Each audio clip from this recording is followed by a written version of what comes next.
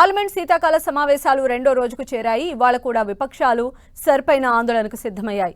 సభలో కేంద్ర ప్రభుత్వాన్ని నిలదీసేందుకు వ్యూహాలు రచిస్తూ ఉన్నాయి. మరోవైపు కేంద్రం విపక్షాలపైన ఎదురుదాడికి దిగే ఛాన్స్ ఉంది. నిన్న పలు కీలక బిల్లులను ప్రవేశపెట్టిన కేంద్రం ఇవాళ సెంట్రల్ ఎక్సైజ్ సవరణ బిల్లును సభలో ప్రవేశపెట్టనుంది.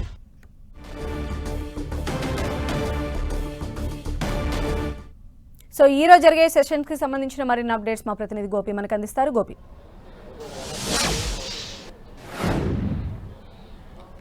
సంధ్య రెండవ రోజు పార్లమెంటు సమావేశాలు ఈరోజు కూడా వాడివేడిగా కొనసాగనున్నాయి. నిన్న ఏదైతే ఎస్ఐఆర్ పైన విపక్షాల పట్టుబడడం, ఎస్ఐఆర్ పైన చర్చ జరగాలంటూ కూడా ఆందోళన చేయడంతో లోక్సభ త్వరగా వాయిదా పడడం జరిగింది. రాజ్యసభ సాయంత్రం వరకు కూడా కొనసాగింది. దీంట్లో పలు కీలక బిల్లులను నిన్న కేంద్రం ప్రవేశపెట్టడం జరిగింది. వాటిపైన ఈరోజు చర్చకు వచ్చే అవకాశాలు అయితే కనపడుతున్నాయి. మరి ఈరోజు కూడా విపక్షాలు ఎస్ఐఆర్ పైన చర్చ జరగాలంటూ కూడా పట్టుబడుతున్నాయి.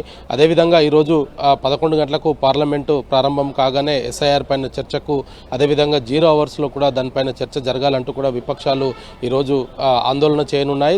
దీంతో మరి ఈరోజు సభ నడుస్తుందా లేదా అన్న దానిపైన కూడా కొంత సందిగ్ధత నెలకొన్నది. అయితే ఇటు దేశవ్యాప్తంగా కూడా ఎలక్షన్ కమిషన్ ఏదైతే తీసుకువస్తున్న సంస్కరణలలో భాగంగా అన్ని రాష్ట్రాలకు సంబంధించి ఎస్ఐఆర్ను ఇప్పుడు దాదాపు కేరళ లాంటి రాష్ట్రాలతోటి కూడా ఎస్ఐఆర్ కొనసాగుతుంది. ఆ రాష్ట్రానికి సంబంధించి కూడా కొంత వివాదం నెలకొంది. ఎస్ఐఆర్కి కేరళ ప్రభుత్వం వ్యతిరేకంగా సుప్రీంకోర్టులో కూడా పిటిషన్ దాఖలు చేయడం జరిగింది.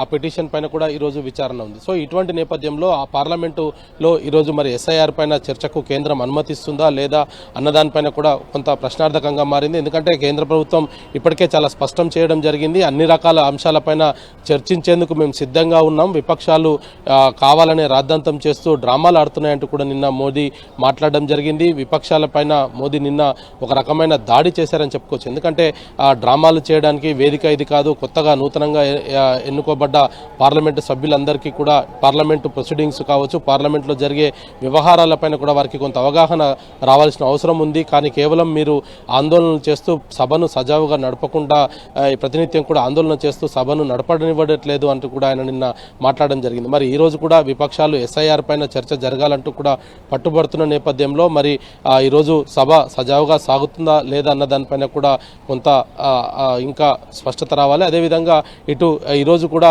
ఎక్సైజ్ శాఖకు సంబంధించిన సవరణ బిల్లును ప్రవేశపెట్టున్నారు. అయితే గతంలో జీఎస్టీలో ఈ యొక్క పొగాకు ఉత్పత్తులపైన జీఎస్టీకి సంబంధించిన అంశం పైన కూడా గతంలో ఇటు కేంద్ర ప్రభుత్వం అనేక సూచనలు చేయడం జరిగింది. అయితే ఈసారి ఈ సంస్కరణ ఆ బిల్లు పాస్ అయితే కనుక ఇటు ఏదైతే పొగాకు ఉత్పత్తులు, సిగరెట్లు అదే కావచ్చు లేదా ఇంకా గుట్కా లాంటి వాటిపైన కూడా జీఎస్టీ భారీగా పెంచే అవకాశాలు ఆలోచనతో కేంద్ర ప్రభుత్వం ఉన్నట్టుగా తెలుస్తుంది. ప్రజల్లో ఇటు సిగరెట్స్ను, గుట్కాను, పొగాకు ఉత్పత్తులను వాడకాన్ని తగ్గించేందుకే ఈ చర్యలు తీసుకుంటున్నట్టుగా కూడా ఇప్పటికే కేంద్రం స్పష్టం చేసిన నేపథ్యంలో ఈరోజు ఎక్సైజ్ శాఖ సవరణ బిల్లును కూడా కేంద్రం ప్రవేశపెట్టనుంది. మరి ఈ నిన్న ప్రవేశపెట్టిన బిల్లు పైన ఈరోజు చర్చకు సభ్యులు సహకరిస్తారా లేదా అనేది కూడా మరి కాసేపట్లో తెలియనుంది.